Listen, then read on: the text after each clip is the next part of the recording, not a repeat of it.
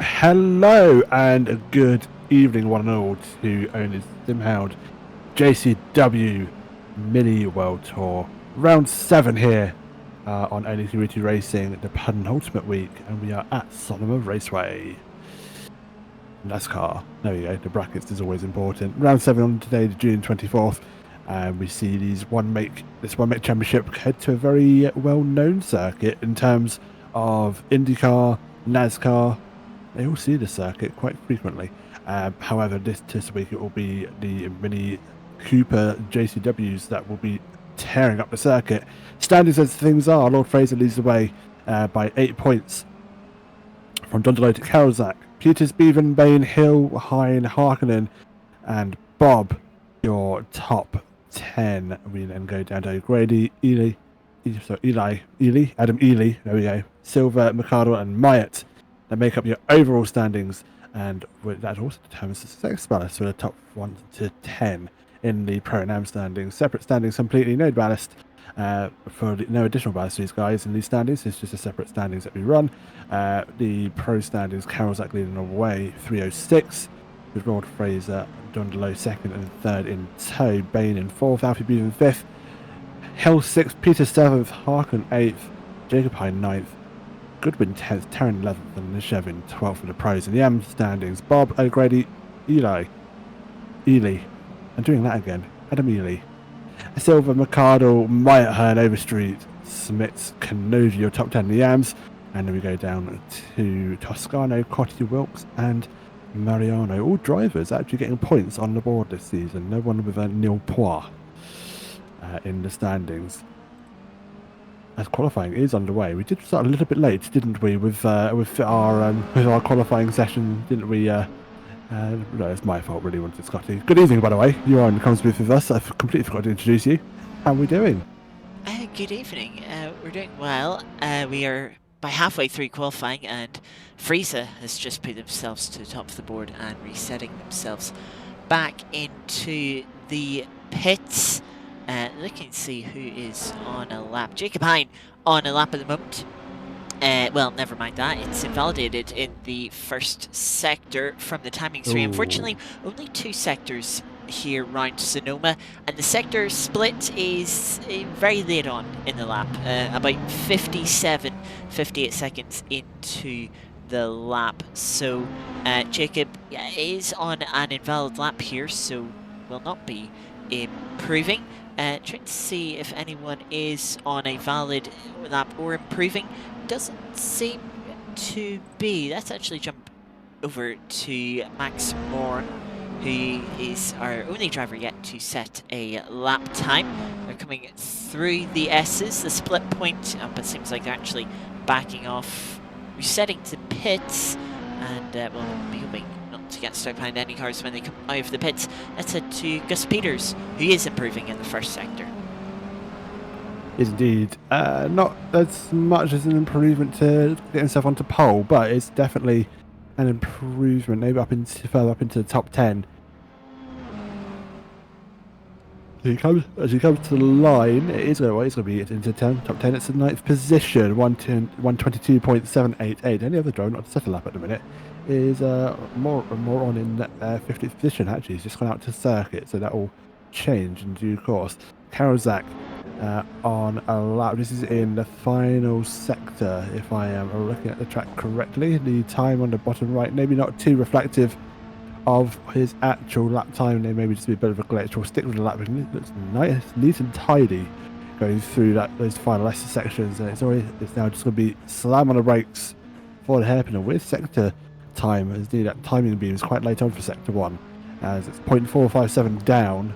It's not going to be improving this lap, I don't think, unless you can pull something in a very short final sector. Short final sector relative to the first, and does not improve. Hartnett improving as they get into this long hairpin that makes up the penultimate corner of this course, but it's effectively the final corner. Very easy, flat out left-hander here to the wall. Hartnett as close to the pit wall as they possibly can, shortening the distance. They'll bump themselves up to P7, head on for another lap. Just over 2 minutes left in the session. Peters also improving. They're coming up to the line, and they'll bump themselves up into P7, bumping Harkonnen down. But Lord Friese already currently sitting on provisional pole. Fastest first sector of anyone.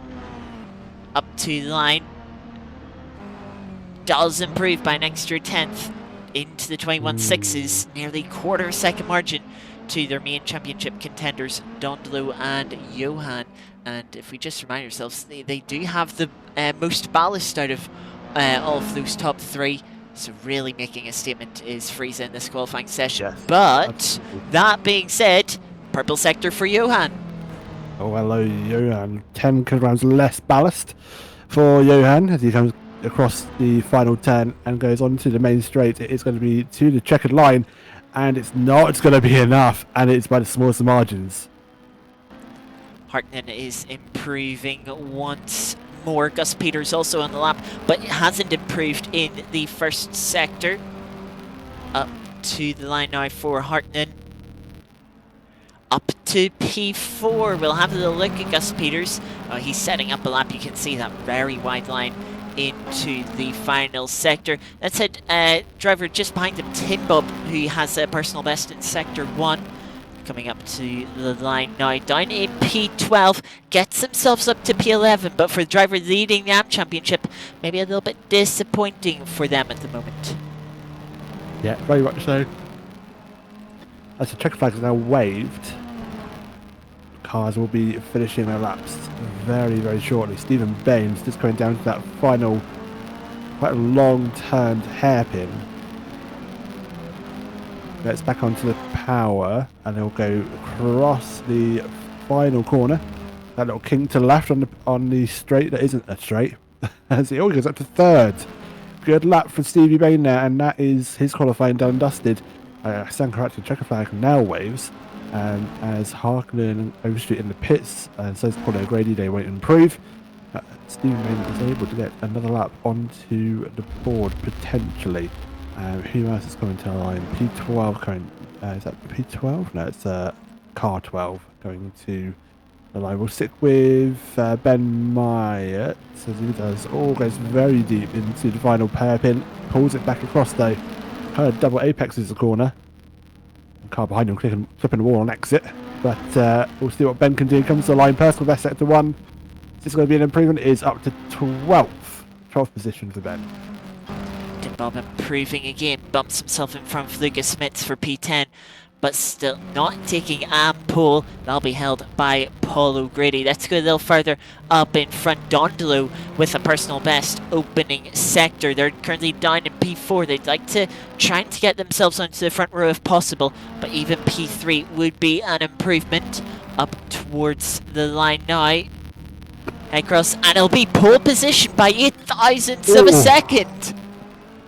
That top 3 fight yet again, mighty close. Where can Alfie put himself into this if he can? Goes up to 6th. It's not going to be enough for the top 3 fight that you usually see him fighting at, but for now, actually I say for now, qualifying is over. Oh, Alfie, what are you doing? There is, as you can see, a jump that some of the drivers have been enjoying, let's say. And are showing off. Max Moran unable to set a valid lap time this session. We did also have Adam Ely join in a little bit late, or maybe not. I think Adam's having a couple of issues. Oh no, he's back. Yeah, hopefully he'll be able to get to race, but he will be starting at back for the grid.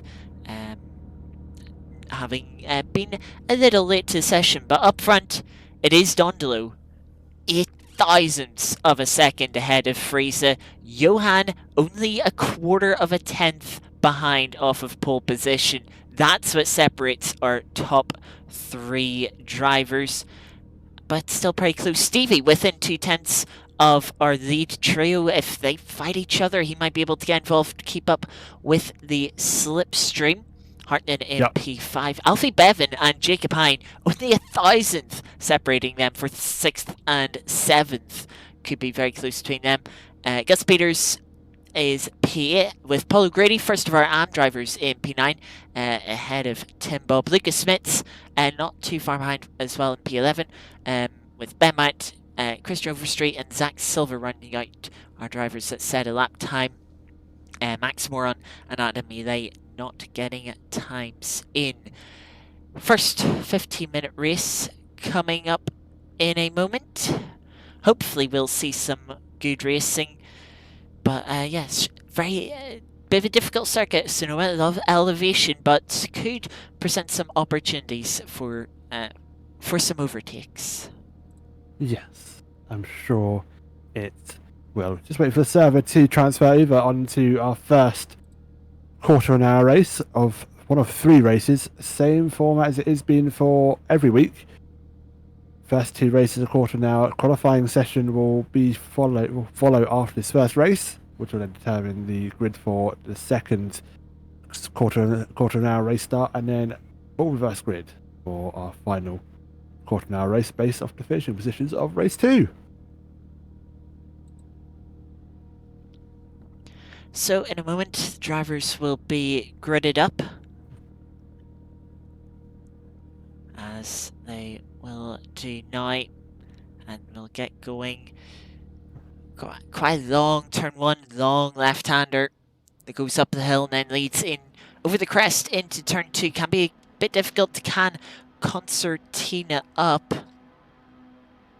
Seems like unfortunately we have dropped Zach Silver. So we will probably see an empty slot on the grid, but the light's actually coming on now already. And we're green here for the first race at Sonoma Raceway. Not the greatest start from Friese, trying to shut the door on Johan, but they've got themselves alongside him, pushing Sedia towards T1. Up now into turn 2. Round the outside, Johan. Can they take second place off of Friese here? They're going to continue this fight into turn 3 now. Still side-by-side cars sliding out with the lift-off oversteer. And it looks like Friese has just been able to hold on to that position, but they're still fighting in towards turn 4. Now to the chute, running the shorter NASCAR there out. That skips sort of the middle sector. It's one of the reasons why we only have 2 sectors in lap 9 to the turn 7 hairpin. See Alfie Bevan in the background up a couple of positions, as Johan still fighting to get past Friese for second place, as Dondlo already pulling a gap out front. Indeed, they are running away with it a little bit, taking advantage of Fraser and Kalzak. Fighting away as a car in the background. That's Harkin, should I say. Oh, that's Jacob Hyde as well. I think it's collected Adam as well, and that's a big crash at the end of the first lap. Yeah, they'll get going eventually. Have to wait for a couple of cars to pass through, but Stevie Bean dropping a couple of places here, trying to fight with Alfie Bevan and Gus Peters. Is fighting already quite frantic right from the get-go of this first race up towards turn 2 now. Gus on the inside of Stevie. Going to try and hang around the outside, a little too long of a way around.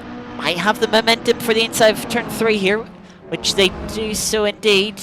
Big bounce over the curb, and they'll have to back out that one. Maybe getting a cut back here. Gus Peters runs wide onto the grass, and that does lay Stevie back through for P5, but Stevie actually letting Gus through. Maybe there's a bit of contact from bouncing off the curb and thinking, hang on, that wasn't quite so far. I'm just going to give that one up.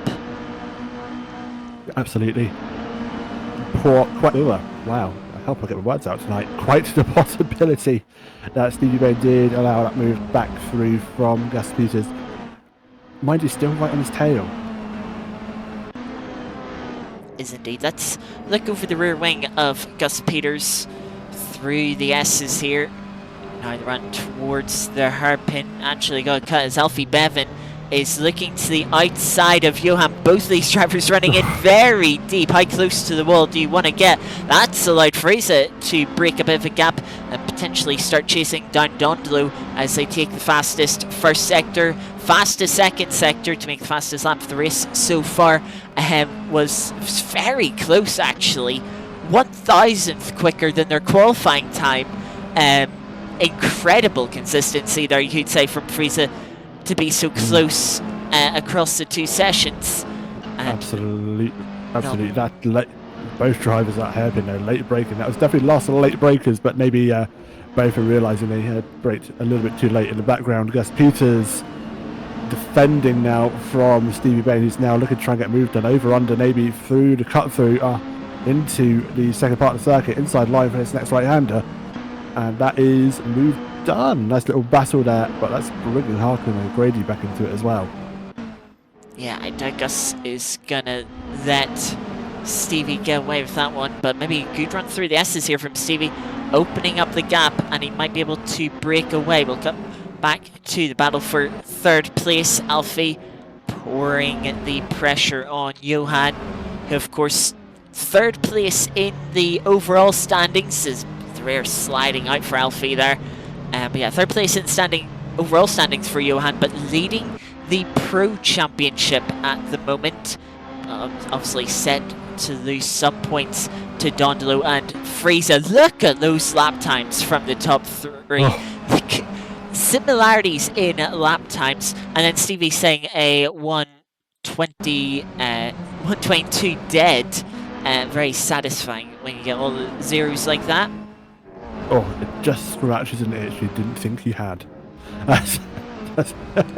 As we jump back on board with Stephen Bay, he's actually made the pass from Gus, but Gus isn't letting it go. There's about a second gap between him and Alfie Beavan, that they're in a separate battle, Beavan and Karlsdijk, but that gap between 3rd and 4th has now opened to about half a second. But Gus, well, he gains in the first sector. I think he's struggling through this final sector here as he goes through the S's. Yeah, that's where Stevie seems to be able to break away, pull a gap. Hold on, Stevie Bay's now right on the tail of Alfie Beavan. I think Alfie must have made a mistake. He's dropped back from Johan to the tune of 1.8 seconds. Stevie might think about move up the inside. No, they stay in line for now. He moved down the inside actually for Hartnett. Sent it down the inside. Just manages to miss the back of Stevie, but runs in too deep. Gus back up the inside and will hold on to the place for now. But saw that coming a mile away. It was like, oh, please stop. Please don't hit him. Please don't hit him. Please don't hit Stevie. You're not trying to race him right now. Yeah, so Stevie's still around the back of Alfie, who did make a mistake towards the end for the first sector. 123 from them last lap. You have to go down all the way to Ben Myatt to get someone as who went slower than that. So now towards a hairpin, Stevie thinking about a move into the quick right-hander of turn 4. Right. Really difficult overtaking spot with how short the braking zone is. Gus diving it and under braking. Compromising their exit a little bit. These drivers push on. Well, he came into shot pretty much out of nowhere. Suddenly there wasn't a car, and suddenly there was. I'm thinking to myself, please let those brakes slow the car down. Please be on the brakes enough. Just not hit the car ahead. That would be ideal. These guys keeping it nice and clean and racing quite fairly. There's been a couple of opportunistic moves from a couple of them, but nothing untoward. It's lovely to see these guys being able to fight away. Stevie Bain actually goes on really deep into that final hairpin. As with Gus Peters needs to get excited to try and make another move. Karlsdijk, you fastest lap. Why not? 121.3. In their attempt to chase down the leading duo, gained 0.3 on them, but still has 1.3 more to, or 1.3 more seconds to close up. Close battle on track. Still this mid-pack battle. Stevie dropping, still in the back of Alfie, but Peters has closed in a little bit and spot Hartnett. O'Grady onto backfin, and Tim Bob isn't too far back as well, though did drop 0.6 last lap, so maybe a little error, but Tim struggling here a little bit more than they have done throughout the season so far. But this sort of conga line at the moment, everyone maybe just a little too far apart to make any moves, but the sort of pressures are make a mistake and you will be passed for position. Indeed you will. It is very much, you can make moves if you're brave enough, but it's also just waiting for the car ahead potentially to make a mistake and give a reason, as Alfie, may have given Stephen Bain a little bit of a reason to try and put up the inside of the hairpin. Is it going to work for Stevie? Stays put. It's going to be at least until turn 4 before another move can be made. As they come through turn 1, you can maybe sneak a dive to the inside of turn 2, but it is a bit sketchy. Running wide in the background, Gus Peters, that could open the door for Harkonnen. We'll see. Harkonnen, no, not able to get alongside, had to take a tighter line and thus couldn't carry the momentum. Stevie looking every which way to try and get themselves alongside Alfie, but unable to do it in the opening part of the lap. But the track track itself opens up a little bit. Stevie sending it down the inside. Alfie tried to close the door, but Stevie had their nose halfway down the inside. But Alfie does hold on with a bit of contact. Does mean that Stevie hasn't been able to break away through this S section on Gus Peters like they've done for the last few laps. Can Gus get a good run? Gus much tighter through the right-hander there.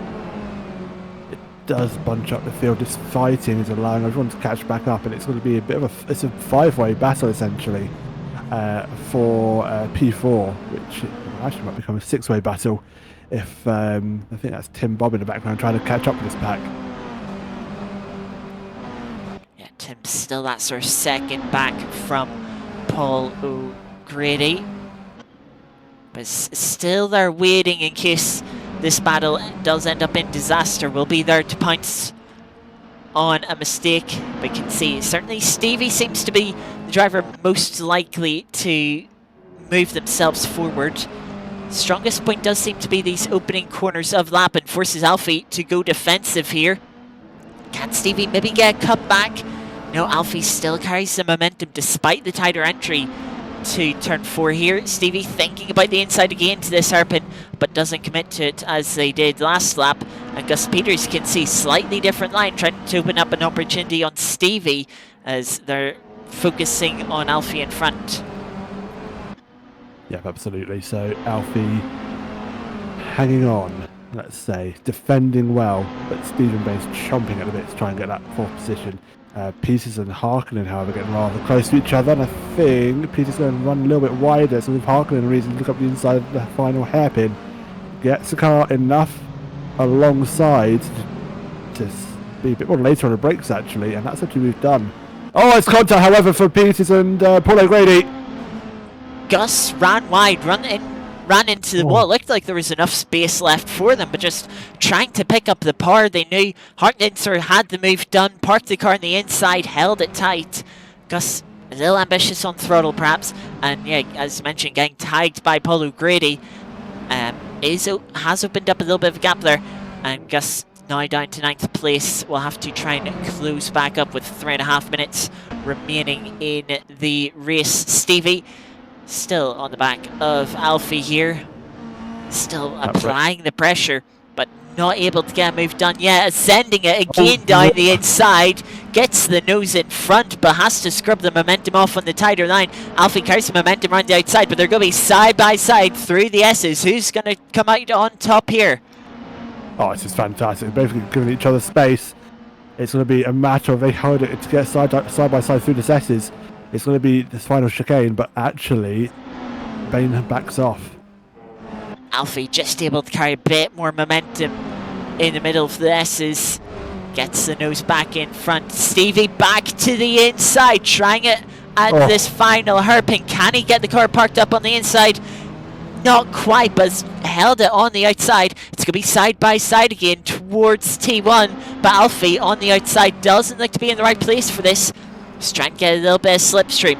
Maybe thinking of a cutback. Can they get to the inside part of the corner? Stevie shuts the door, and Alfie has to back out. Very good attempt. Stevie Bain's aware of it, but goes deep into turn 3. And that's going to allow Alfie around the outside of 4. Oh, contact! Stephen holds it and gets another shunt for good measure from Harkonnen. Yes, Stevie using the throttle to strain the car back up after the contact with Alfie. Hartnett trying to capitalise, came together with Stevie on the next apex. Luckily, both of them get away with it, and Paulo Grady, who's looking for a move down the inside, trying to follow in Stevie's footsteps from last lap, but unable to get the move done. Sorry, similar to Stevie's first attempt at turn 7 there. Now, through the S's. Drivers pushing now as we get towards the end of the race, running a little bit wide there. This is the penultimate lap. Next time by will be the final lap. Yeah, absolutely. So, what can Alfie do to hold off Stephen Bain? It's been a fight of attrition, let's say, keeping it on circuit, making sure they're not making many mistakes to allow the other driver to get past. But it has been the case that Stevie's been left a little bit unlucky with a couple of scenarios that's played out in this race. Contact that's seen him drop position. He's actually managed to get back up to Alfie, and is now knocking on his door, wanting, hey, come on now, I want that position, give it to me. I want to take fourth away from him, be best of the rest of his first race. Yeah, we go on board with Stevie as they've closed back the gap that opened up after the contact last time. Will Stevie make another send to the inside of the hairpin here? Yes, they do. Alfie again gonna try and hold it the long way round. And is it side by side? A door bang on the exit for good measure. Side by side into the S's now. Stevie trying to hang on another little bump. Bit more aggressive from Stevie. They've held themselves alongside, but again, Alfie has the momentum from being on the outside of the right-hander, inside for the left-hander here, but Stevie still alongside this time. It's back up the inside. Alfie, though, holds it around the outside, has the momentum, and Hartnett is going to try and capitalise to the inside as our top three come over the finish. We'll stick with this side-by-side battle as Dondolo crosses line to lead in front of Fraser and Johan taking third. Alfie is holding on to P4, and it's neck and neck between Hartnett and Stevie as they come up to the line. Stevie will just... I think Stevie missed out there. No, Stevie Bain's got it P5 by 7/700ths of a second, and decides to launch his car into the grandstands of celebration, of course. But on the timing screen there, it says 0.070 for Stevie. I have a feeling, because we had this in a previous race, where the car who did finish in front is classified as behind, but you can tell by the gap, the gap is flipped from the way it should be. So Stevie, I think, is 7/100ths of a second behind Hartnett there. It was way too close to tell from the camera that we had on this angle as Jacob comes across the line to finish the field. We'll go to trackside now as faster laps are now starting, and the cars are now going to start their qualifying attempts for race 2. Ignore the times on the timing tower as it stands, they are just out laps. Representative lap times will follow once these guys come across the line once more. So first flying laps coming in. We do have a few drivers sort of opting to wait a little bit longer. Drivers should have the time to spread themselves out and get a full 3 laps in for the session. Currently, let's actually go up front to Zach Silver, who's leading the way in this session, and go on board with them for the first part of the session as they head through the S's. We'll get a first split time fairly soon. 58.9, that is a little bit off of what we've seen further back, and it has been beaten by quite a few cars behind them. So we will keep up with who's setting the fastest lap times. We'll have to wait a little bit for the last cars to set their laps. But now up to the line. Zach Silver, first time is a 1:23.8. Let's go back to Stevie Bain, who has the purple opening sector as of now. They do put themselves top of the board. Let's go a little further back. Johan coming up to the line now. Ooh, only P6. Interesting. Maybe saving another lap in the back of his pocket, basically, to unleash the car and get a quicker time in. He's still got time to set another lap, but a couple of the oh, there's non-light. Never mind.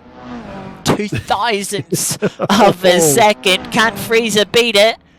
No, it's only P4 for Friese at the moment. 2 more laps to go for everyone. I should mention, if Friese makes a mistake, runs out wide, loses a bit of time, they could find themselves not getting around in time.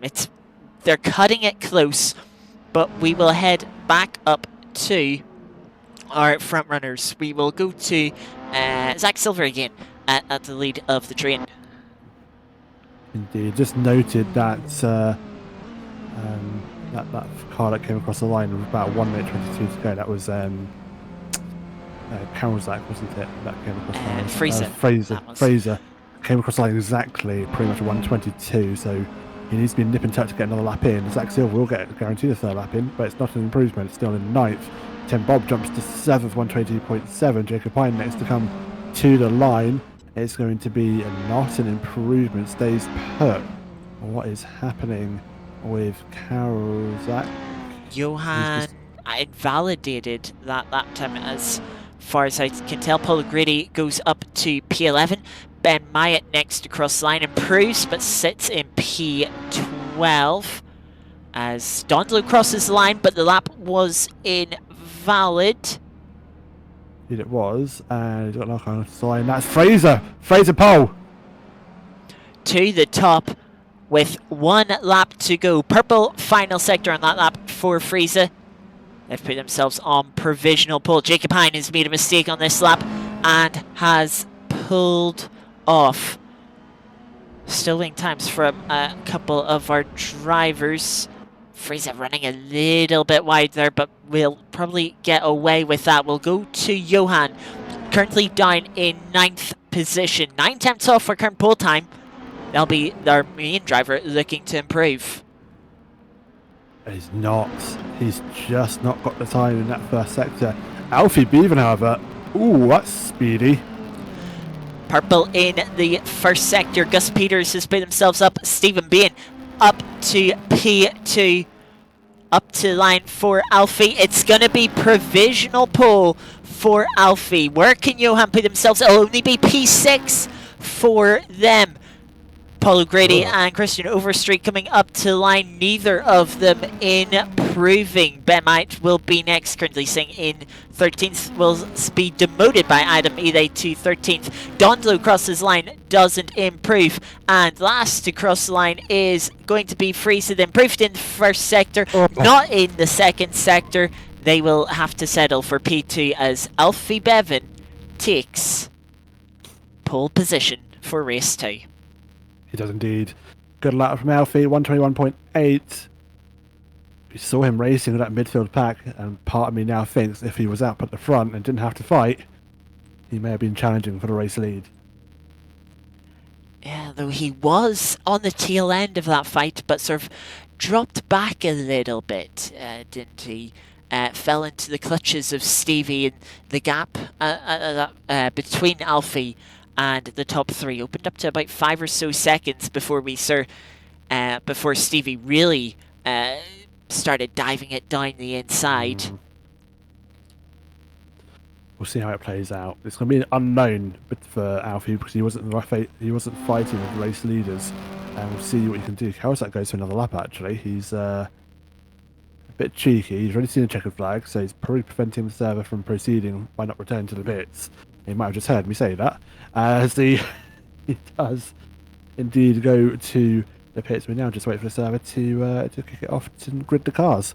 Any other unknown quantities? 17th, well, will be 16th position. Moron, should I say, who did not set a lap time.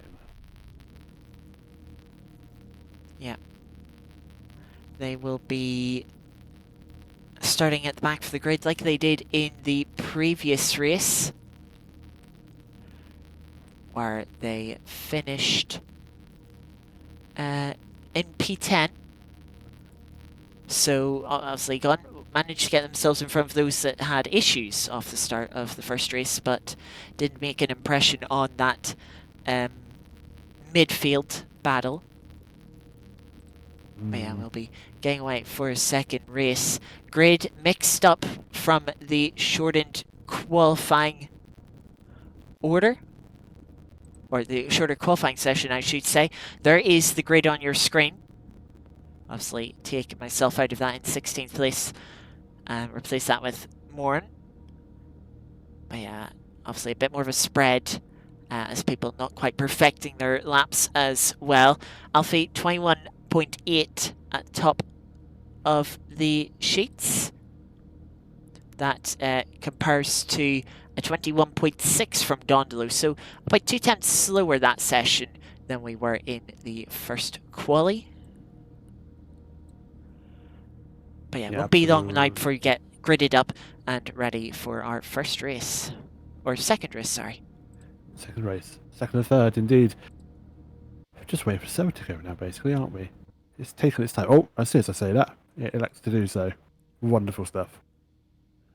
Cars are now gridded, and now we'll be showing a brief countdown, and it won't be long before we see the red lights come onto the screen to see if they'll find a race start. And we'll get away racing once more. Remember, folks, full reverse grid for race 3 based off the finishing positions for race 2. If things stay how they stand, it'll be more on pole for race 3, and Alfie Beaver starting right at the back for race 3 as well. Yeah, that'll make things interesting when we get there. But first, we have our second 15-minute race. We've seen how close it was first time by. Any mistakes will be punished. The lights are coming on now for our drivers. Can they get a clean getaway? Will they drop back? Lights are out, and away we go for the second race. Not the greatest of starts from Friese again. Stevie trying to get to the inside. Will just get the nose alongside, but second phase of start a bit better as we see Johan in the background trying to go to the outside. That'll become the inside, and they're on the inside of Dondlo. Stevie trying to hang it round the outsides. Hartnett getting a little bit of a bump towards the grass, but they're still 3 wide in towards turn 3. Hartnett backing out of that one, coming under pressure from drivers behind. Jacob Hine trying to take advantage of that, and Gus Peters trying to follow through. Now turn down to turn 4, I believe that's Max Moran going wide, and Hartnett off the track. Dondlo into the runoff. Careful with the rejoin as they come towards turn 7. Now Johan sending it to the inside. Sorry, that's Zach Silver to the inside of Dondolo, trying to get past one of our championship contenders. They're flying side by side, but Dondolo down to P8 after a poor start. He's not going to be pleased with that, and you'll be potentially just wanting to fight back through the field after that start. But yeah, Alfie Beaver doing everything right there, mainly. Gus Peters trying to defend from Jacob Hine, who's looking to the outside of the hairpin here. Tim Bob right behind, maybe trying to think of being able to take advantage.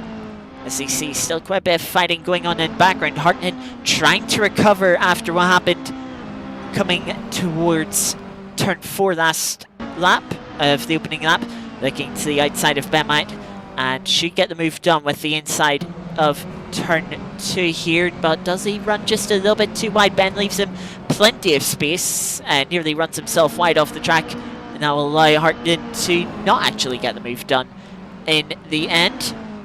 Hartnett is going to have to try that one again, but that's making it difficult. Up front, Stevie Bain and Johan fighting over P3. Stevie Bain's looking at P3, and Johan goes for the send up the inside, does what Stevie couldn't do last race, and shows Stevie how it's done. We have Zach Silver trying to fend off Adam Ide, who of course got caught up in that opening lap incident from the first race. And Zach Silver had connection issues, so both of these drivers didn't have if a first race at all wasn't representative. And Zach Silver looks to have got the better of Adam Ide for now. Stevie not done with Johan, thinking about a move, is going for a move into the hairpin. Johan leaves the door open as Stevie slides on wide, nearly into the tyre barrier, but will hold on to P4. Bit of fighting going on further back. Gus Peters and Tim Bob fighting over P5. Yeah, Gus did very much the same thing as Stevie Bain did. Oh, there's a massive door bang on the start-finish rate between the two of them. they somehow don't dart themselves into the concrete walls at either side. It's almost 3 wide into turn 1. That is Jacob Pine trying to be opportunistic, makes contact with Tim Bob. Luckily, Tim Bob uses the front wheel drive to stop the car from spinning, but does lose quite a few positions as they take an adventure across the grass. Jacob Pine lost a lot more time on the grass, has dropped to near the back of the grid as Max Mormon has taken a trip into pit lane for some reason. Not quite sure why, but yeah, something has happened to them. We'll jump back up to oNiD, who has got themselves back in front of Zach Silver and is trying to chase down Dondaloo for P6. Yep, absolutely. Adam wanting to regroup after what has been a torrid first race. Oh, that's a slide going through the middle of those S's there. You can see the car going unnaturally sideways as he got back onto the steering angle. Manages to hold it, keep it going, but that's why he doesn't exit. Looks like he's going to survive to fight another lap. Zach Silver. Oh, I say that. Commentator's curse, and that's going to send Adam deep. And that might give Zach Silver an opportunity to get alongside. Paul O'Grady trying to close up to Tim Bob, who's, of course, Tim trying to recover, but Paul O'Grady wasn't able to get past. He's trying to do so now. Stevie being with the fastest lap of the race in P4, trying to put the pressure on Johan. But come to this battle, oNiD still trying to defend Zach Silver off. As we've seen in the first race, the drivers, they have their strong points around their track, and then they have the weak parts where they drop back a little bit further. Yeah, absolutely. The difference between them all is that while some of them are quick through the first set. Oh! Adam very fortunate to not clip the wall there. The tyre barrier actually ghosting, and he was able to drive through and avoid a concrete wall behind. But went very deep through the cut through. Yeah, I say very lucky for Adam that that tyre model doesn't have collision. Otherwise it would have been a decent hit on the wall. But he gets away with it. He does. We should say oNiD though. Does have this train behind him, as we've seen Sir Lucas Smith maybe having a little look, see if they can pass Zach Silver, and it's actually chasing Zach to the inside of the hurt pin. Both of them, they are on the brakes, how close to the rear bumper of oNiD can you get? Lucas Smith gets the car pulled up, and in front is Zach Silver. What an overtake. I mean, Adam potentially almost had an unwanted target on his back there, and almost became an inadvertent brake assistance for those two cars, both of them. In the background, Smith and Silver braking very late, trying to get one up on each other, and it was almost collateral damage for Adam there. Yeah, that would have been a very wide-eyed moment for oNiD if he was looking in his mirror or using a radar app, seeing those cars just come ever closer to his bumper. Must have been thinking they was doomed to be hit, but luckily the drivers, you could say, judging it to perfection. Well, maybe not for Zach, running wide still and losing the place. Lucas Smith making it up. And it's now behind oNiD, trying to get through. A little further back, Harkonnen on the back of Paul O'Grady will be wanting to obviously make progress after that early mistake, but progress seems to be difficult here for the driver within the Pro class. Yeah, absolutely. He's struggling. I'm not sure if it's because of damage. It may be damage that he's collected, but definitely struggling. Peters and Dondaloo fighting away. Adam and Lucas Smith's going away. Lucas Smith actually goes deep into the hairpin. Adam gets the pit race back, but that leaves him vulnerable to Zach Silver once more. I think that was a cheeky little potential late braking manoeuvre that didn't pay off for Luca. Yeah, here Dondaloo trying to go around the outside again. They tried this at Herpin, it didn't work. Is it going to work here? It might have the momentum. It turns to the inside for the left-hander. Dondaloo backs out of it, isn't far enough alongside. Gus Peters holds on to P5 for a little bit longer. Look up ahead. The pressure that Stevie is putting on Johan. Fastest first sector, new fastest lap for Stevie actually of the race last time around. Stevie really showing that he does have pace. Success ballast obviously helping it to a little bit of extent. Does sort of kind of leave you wondering a bit, where's this pace been from Stevie in the first half of the season, as the second half has been really good. Yeah, if he's come to get used to these cars, I do reckon. He has this way of being, well, struggling in the first half of a race season, and is learning the car, and he does come stronger. I've seen it happen to him in previous seasons that he's raced with us. The second half is immensely better than what he's been able to do in the first. Yeah, we come back to Stevie as Lucas Smits is trying to fight Adam either. Adam, a little bit shovey there, is trying to push Luca towards the outside of the track. That was a little naughty, but Luca, thankfully, enough of a gap to Zach Silver behind, who's actually trying to defend from Tim Bob, our current leader within the AMS class, trying to get themselves a little further up. As we can see this train of AM cars led, just trying to remember, Adam Ely in the AMS class, currently leading the AMS class is Adam Ely. Lucas Smits in second, Zach Silver rounding off the AM podium, Tim Bob sitting just outside the podium. I think he'll want a podium, he looks to the inside. Thinks about it, seen other people do it, thinks he could have done it, but not quite close. He's a little bit closer to make that late braking manoeuvre, but he's just about maybe 2 or 3 car lengths, should I say, too far back to get on later on the brakes and make the move up the inside. Dondolo here, fight it. Oh, actually, no, we're going back to this battle. There's contact. There's sliding cars of Tim Bob, and that was contact with Paul O'Grady as they try and figure out the way through the S's. We will now jump back to this battle here for P5 and 6, and as we go briefly just wait for Tim Bob and co to come through the final chicane. It is Bob Harkin and Paul O'Grady, and it was contact between O'Grady and Bob going through the final section of the S's. Yeah, with that contact, Harkinen able to get past Paul O'Grady, as now trying to get themselves past Tim Bob, who from the contact has dropped back from Zach Silver, will allow him to focus on Lucas Smits in front, but that gap opening up a little bit, it must be said. Let's have a little look to Stevie still on the back of Johan, and actually let's wait here for Sedia and Gus, who are coming through.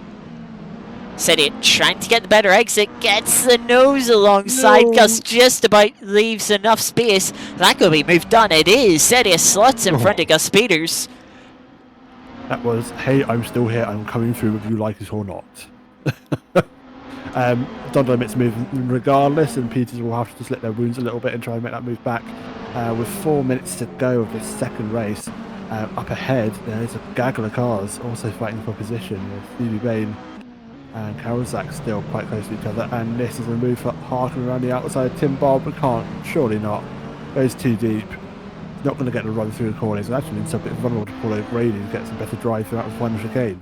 Through the final 10 they go. One to start finish straight, and I think Paul O'Grady's just a little bit too far behind to do anything about it.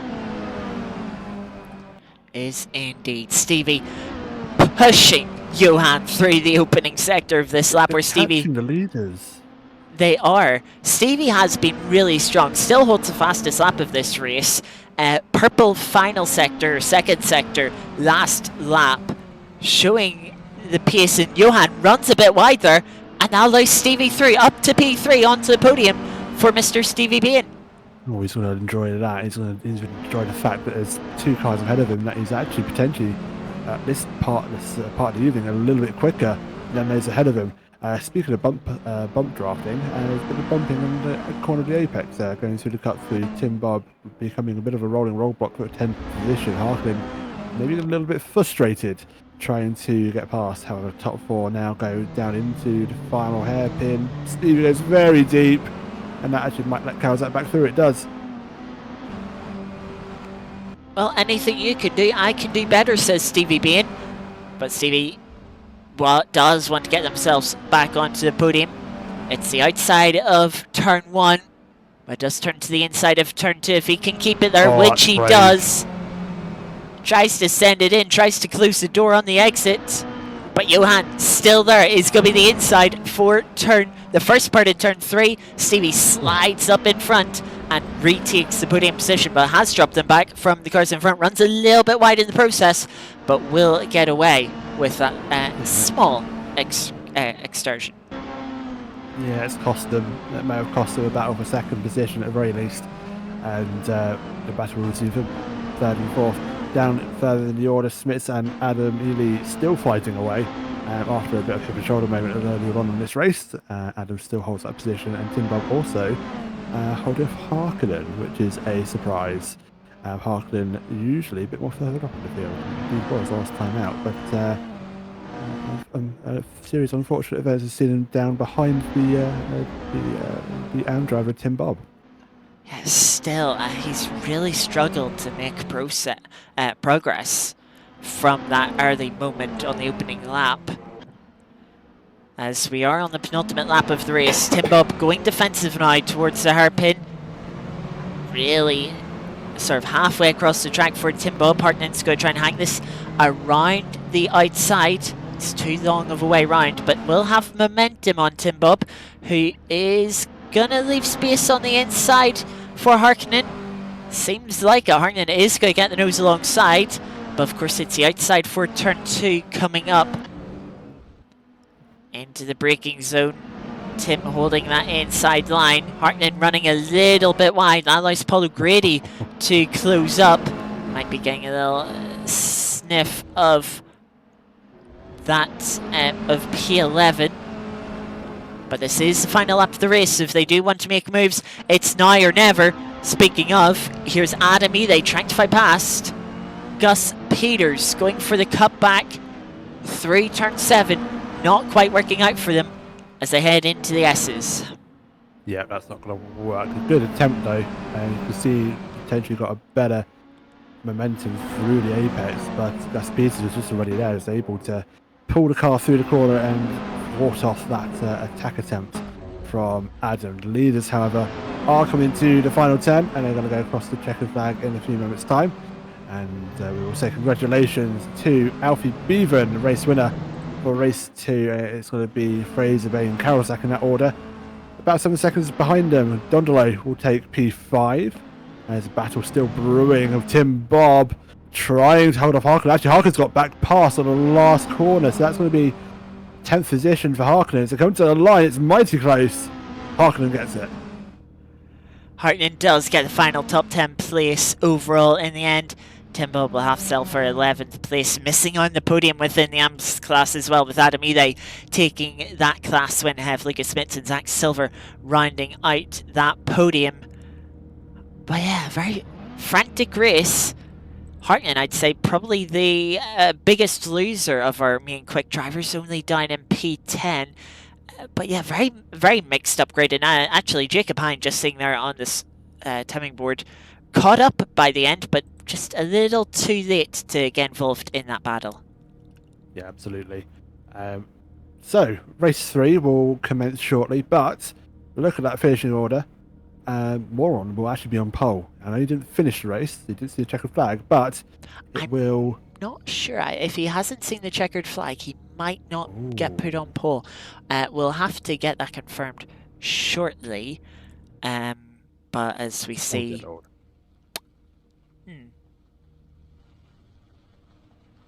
This...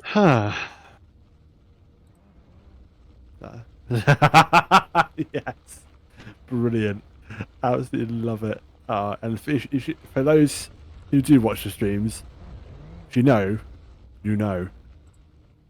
If you don't know, go back a couple of weeks. Check out the YouTube channel where we have all the VODs from the previous weeks. Catch up on all the great racing that you have missed, and you'll find out what we're referencing there. We have a little bit of downtime now for the drivers to relax themselves from those intense battles, calm the nerves before we go again for the final race that will, of course, be the reverse grid. Alfie Bevan starting at the back for the grid, Fraser just in front, Stevie Bain. He's usually the reverse grid merchant. That technically could have been true for last week when I believe he won the reverse grid, but it wasn't because of a good grid position. He was second in the second race. thus starting second to last in that race. I wonder if Stevie could get another good result in this reverse grid race coming up, even if he is towards the back on the grid. I do wonder. We'll find out in a few moments' time.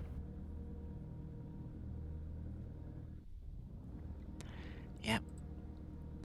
So remember, take that finishing order that you see on your screen now, flip it on its head. I'm not sure if Moran will be starting first or if they'll be at the back of the grid having not finished the opening race. They pitted at the end of lap 1 and did not continue any further from there. So it might be Overstreet on pole, or they might be second, but they'll be in front of Ben Might. And then there'll be Jacob Hine on second row. We have Paul Gritty and Tim Bob will be next to each other.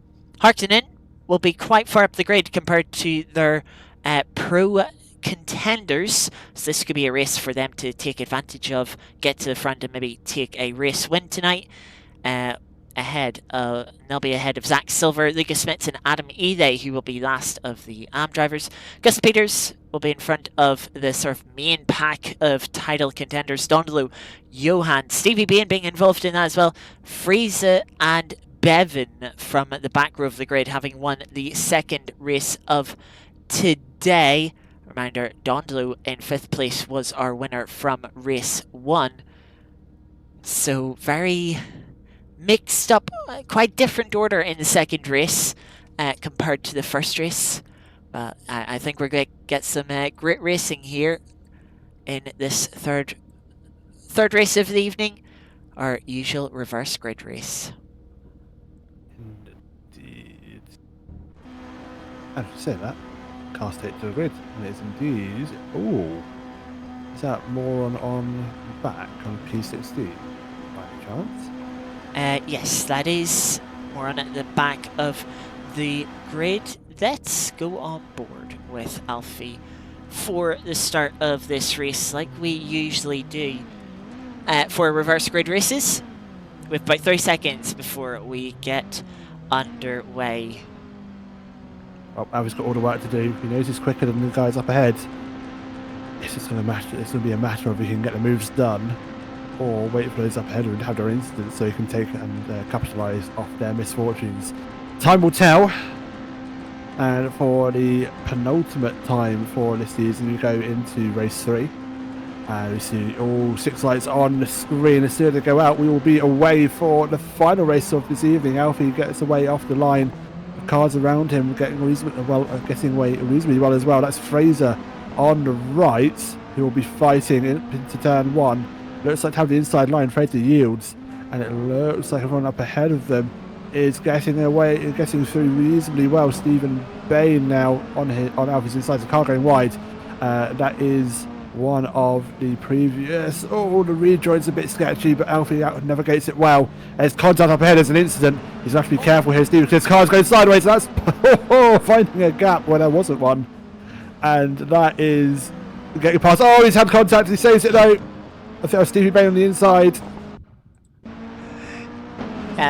One onboard battle to start this race as Stevie try and go round the outside. Now going to the back of Dondel a little bit, going into turn 2, but they've managed to survive. Paul Grady has found themselves at the top of the board. Tim Bob, Gus Peters running into issues, as well as Ben Myatt. They've all dropped to the back of the field, but 3 wide here in the S's as Max Moran is trying to get involved as well. They're on the outside. Stevie slots in front. Alfie and Moran coming together, slide across the grass for Bevan. They'll gather the car back up, get onto the track, but they'll fall towards the back of this battle behind Friese and Moran, and Dondelu making their way through as well.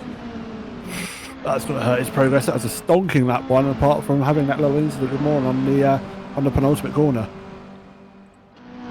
Friese and Moran side by side into turn 1.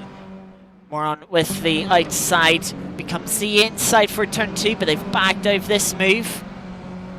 And Friese will hold on to that place. Adam Ede going for the lead on Paul O'Grady. He's got the move done through turn 3. Goes wide though, it's going to cost him momentum. His car's doing the same in the background. That was Lucas Smits also going wide, coming out of turn 5, 6. as they go through the cut through into the final sector. And it's now the S's that follow, and that is that's Harkonnen fighting away with Karolzak for P3. Harkonnen losing that position for now, side by side through the S's. Harkonnen still on the inside, losing a lot of curb, but loses momentum because of it. And that allows Karolzak just to pull enough of a gap to stay ahead. However, Smith's looking to make a move in the background inside line for the final corner. The S's, they give each other space. They somehow figure out how to go side by side through there, and they're almost 3 wide on exit. They are 3 wide coming into the hairpin on the inside. I think that Zach Silver has kind of done a bit of boating. And look at that, on the inside, Stevie being up to P4. Goes yoink, like taking candy from a baby. Lucas Metso is still alongside and is going to try and take this P4. Is not going to let the reverse grid merchant or reverse grid bandit get away with this one, and Lucas Smith's back up to P4, a little bit wide there for Harkonnen. Like Jacob Hine, who's had a difficult day so far, back up to P6. Zach Silver has followed through as well after their little boating adventure into the hairpin. Wide there for Lucas Smith. That allows Stevie B into the inside, side by side into turn 4. Can Lucas Smith carry the momentum? They do so, but they kind of run a little bit wide, a little bit of a track limit violation there, but it has cost them out to Jacob Hine, who gets into the back as Stevie B and trying to make the move on Lucas Smith. This bunches the pack up, and Zach Silver's making it 3 wide. That is not a wise idea. It does back over that. Lucas Smith's fired into the wall, unfortunately. Yeah, that was a rejoining car coming across him out of nowhere, just shoved into the wall. I don't think there's anything anyone could have really done about that. I'm sure the stewards will potentially have a look at it if it's reported afterwards, but I think that was just a pure racing incident there. Wrong place, wrong time situation there. Almost going 3 wide through the S's is never a good idea. And yeah, sadly, Smith's being collateral for that battle. Through the hairpin, Harkonnen out wide, loses out to Bevan. Dondolo trying to fight off Max Moran as well, who's looking to the outside, a little bit of bumper nudging between the pair of them, 3T1, but Sedia will hold on. Actually runs a little bit deep, and Max Moran finds the gap, slots at 3, takes P9. Good move.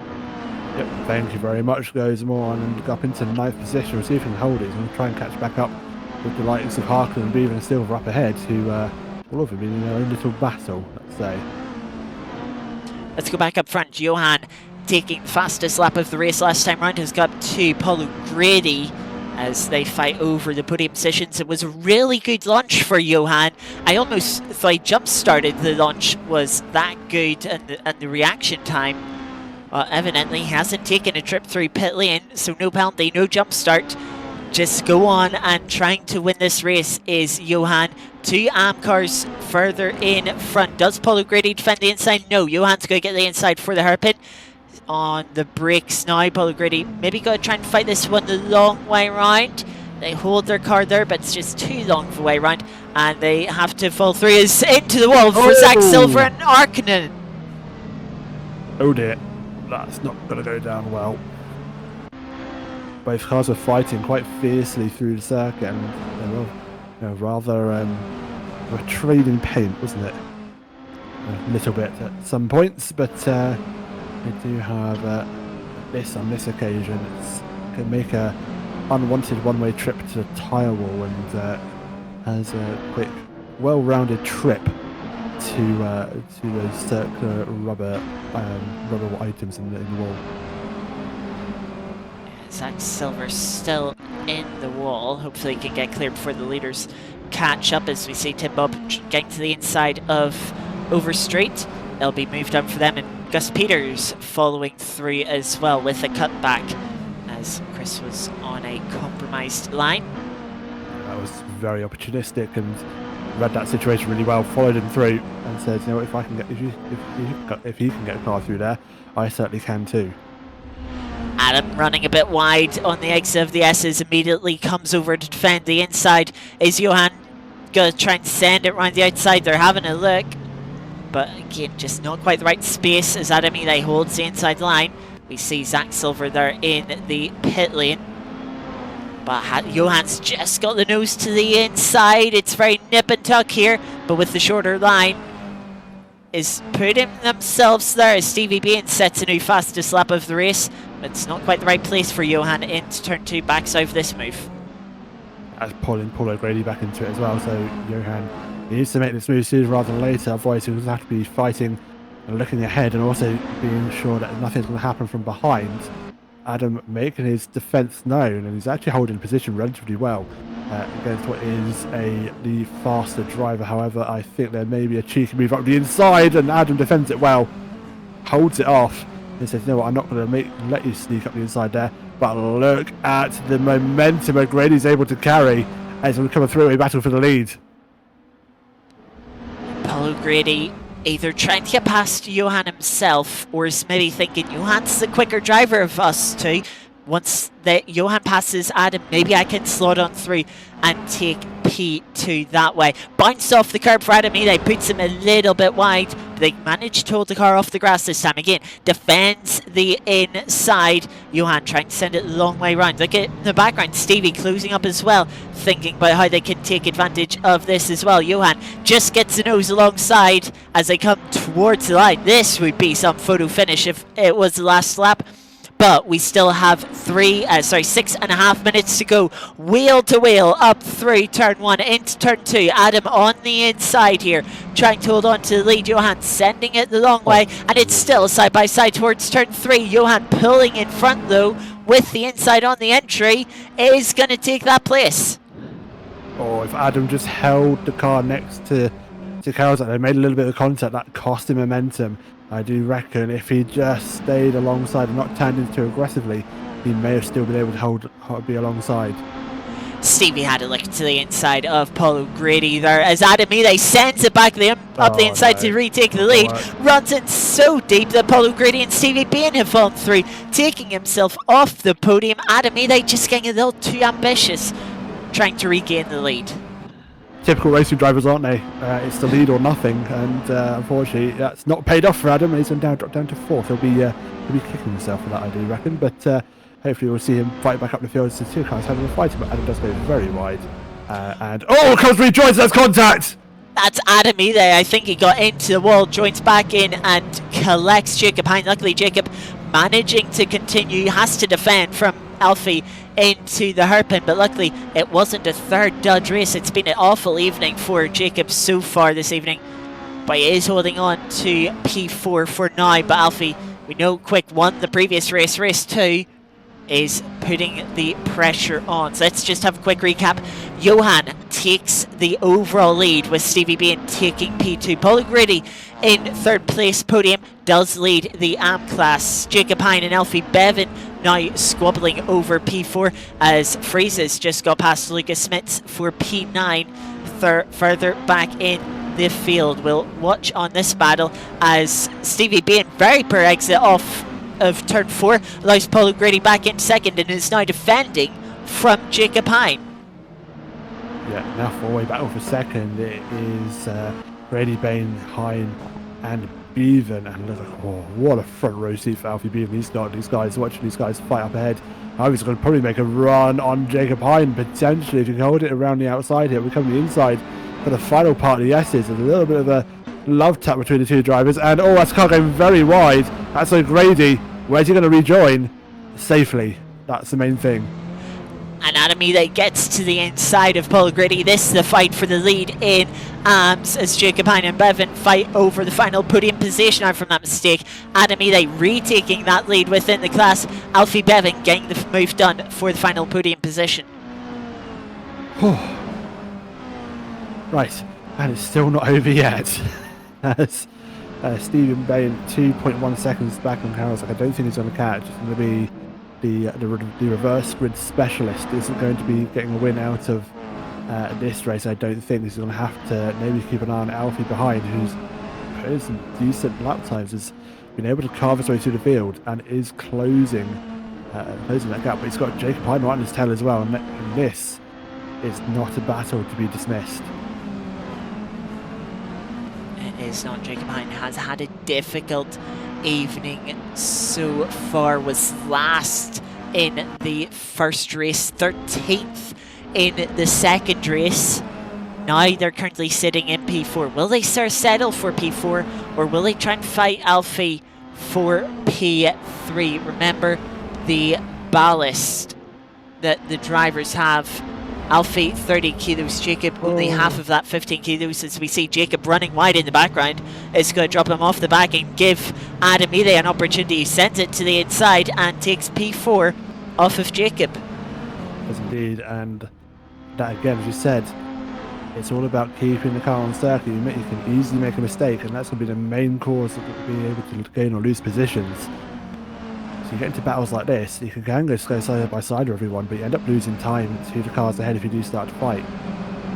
It's the aim of the race is to fight with others to make up positions, but sometimes it may be just be a bit more wiser just to maybe hang fire a little bit, be sure you can make a move, and maybe just wait for the cars ahead to make or to cave under the pressure of you being in their rearview mirrors. The only problem with waiting is we're on the penultimate lap. Opportunities are running out. These 15-minute races, especially these reverse grid races with the action that they have, go by in a flash, and this one is no different to that trend.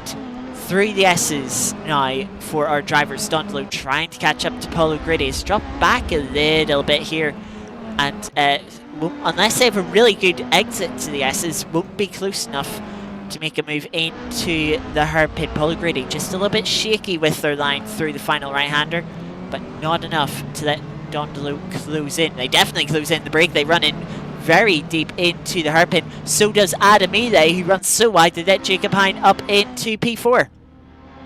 Yep, and that is going to be pretty much the best position I think Adam can get, unless he can make a move back past Jacob Hine again. He needs to not make a mistake on this, what is now going to be the final lap, I would imagine.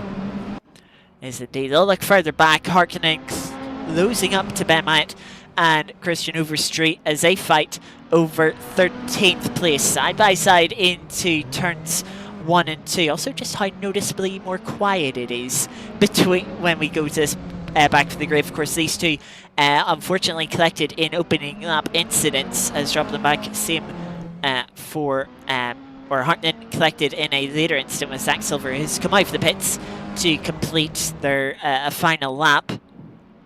But actually jump up Tim Bob, getting a move down the inside of Luca Smits for the final top 10 place, but Luca trying to come back into the S's. Anyway, side by side, there's contact between the two. You need to be careful. Smits actually is very wide, and Tim has a moment of his own. He's able to gather it up. Luca goes back onto the circuit ahead of Tim Bob. Stevie Bain and Beaven fighting away for the last best of the rest of the second position. Stevie Bain actually gets the move done by Tim defending, but they're going to come to the checkered flag. It's going to be Karazak for the win. Who's it going to be at the line for P2? It's going to be yet another photo finish this evening. It's Stephen Bain just ahead of Alfie Beaven.